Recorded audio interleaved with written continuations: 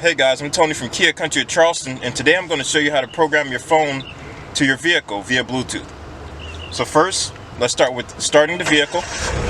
You need to make sure the vehicle is on and running. You also need to make sure the vehicle is in park. Okay, so first you need to go to settings on your phone. Click on Bluetooth. Make sure that's on. So you're going to locate the phone icon. It may be a hard button on the left or right side. It may be on your screen.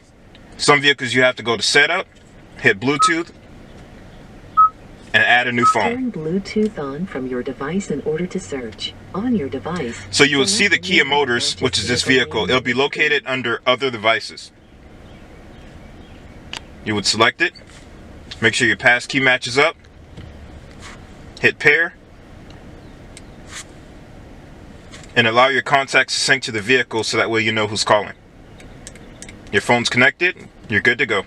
So now that your phone and vehicle are paired together, you now can enjoy hands-free Bluetooth calling. So hit your voice command button located on your steering wheel. Please say a command.